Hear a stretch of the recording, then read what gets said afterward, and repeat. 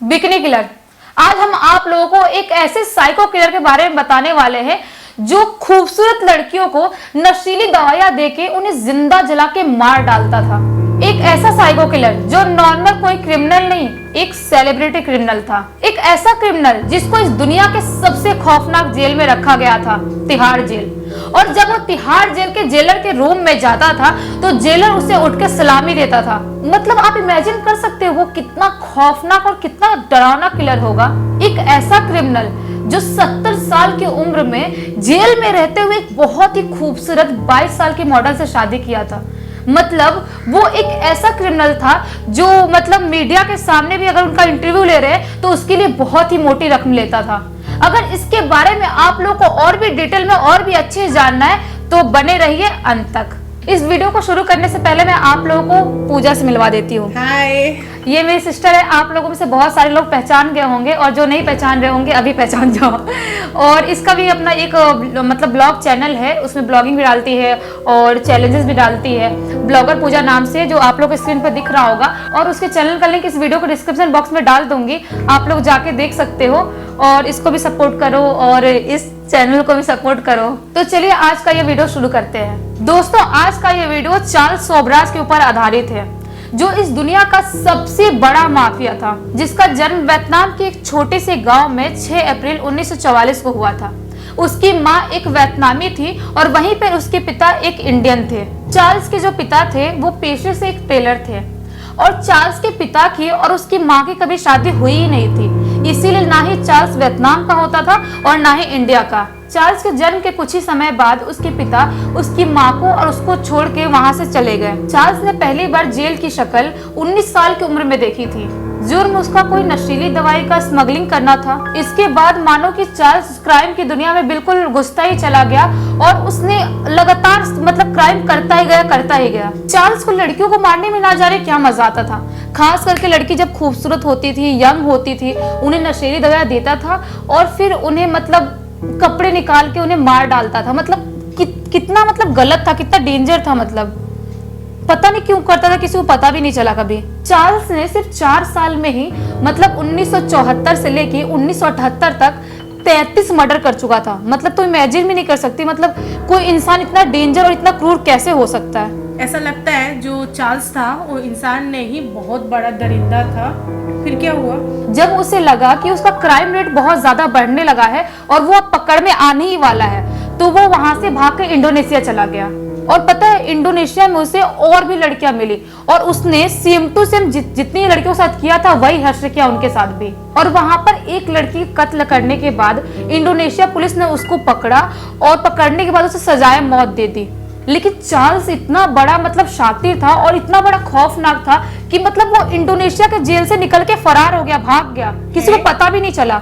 सच में? हाँ। उसके बाद वो इंडिया आ गया। इंडिया आने के बाद कुछ फ्रेंच बच्चे थे जिनको उसने ड्रग्स बेच रहा था और ड्रग्स बेचते टाइम मतलब पकड़ा गया और पकड़ने की वजह से उसको 12 साल की सजा मिली। इस क्राइम के बाद चार्ल्स की 5 स्टोरी देखते हुए उसे तिहाड़ जेल में डाल दिया गया, जहां पर उसने 11 साल तक जेल में सजा काटी। और जहां कि आप लोगों को पता है कि तिहाड़ जेल में लोगों को मतलब वॉशरूम तक नसीब नहीं होता है कि लोग वॉशरूम में जाएंगे, लेकिन वहीं पे चार्ल्स जब जेलर के रूम में जाता था तो जेलर उसे देख के सलाम भी ठोकता था।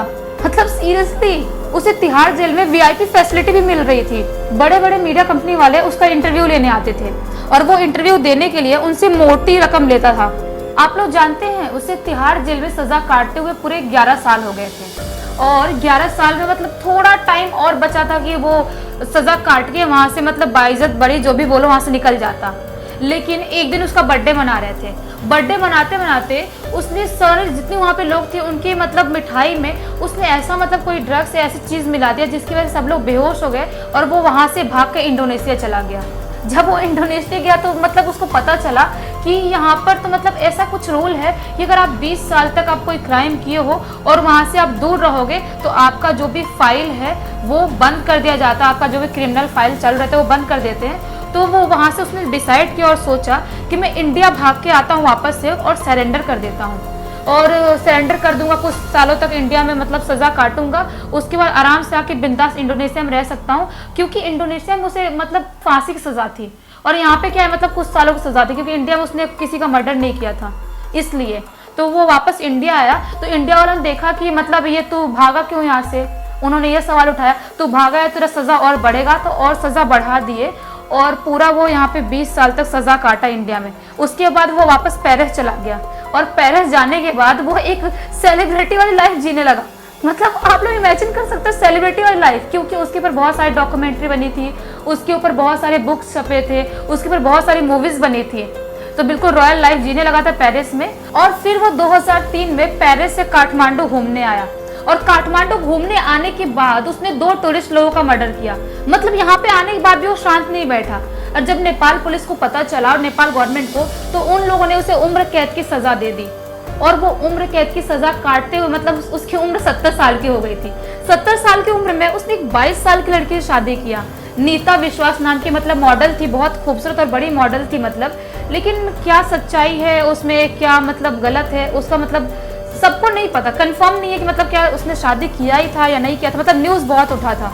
न्यूज़ में ये भी उठता है कि वो जेल में रहने के बाद, इतनी कड़ी निगरानी में रहने के बाद बाहर और भी मर्डर कर रहा है। नेपाल में, इंडिया में उसकी मर्डर खबर आते रहते हैं। लेकिन कैसे पॉसिबल है, इतनी कड़ी निगरानी के बाद कैसे मर्डर कर सकता है वो? वही तो, नहीं वो नहीं कर सकता, वो तो जेल में है ना, निगरानी में है, पुलिस देख रही है, इतनी मतलब मजबूत पहरे लगे हैं उसके ऊपर, वो नहीं कर सकता। तो वो नहीं कर सकता, मतलब कौन कर रहा है? क्या आप लोगों को पता है कि उसकी वही कर रहा है, उसके नाम पे कोई और बिल फाड़ रहा है? अगर आप लोगों को पता है तो आप लोग कमेंट बॉक्स में जरूर बताइए। अगर आप लोगों को ये वीडियो अच्छा लगा, इस वीडियो को लाइक करो, इस चैनल को सब्सक्राइब करो, और इस चैनल से जाने से पहले बेल आइकन जरूर दबा देना। और ब्लॉगर पूजा का अभी उसका यहाँ पे दिख भी रहा होगा ID, ब्लॉगर पूजा, सर्च करके जा सकते हो, या डिस्क्रिप्शन बॉक्स में उसका लिंक है, वहां पर भी क्लिक करके आप जा सकते हो और इसको भी फॉलो कर लो, बहुत अच्छे से ब्लॉग्स डालती है।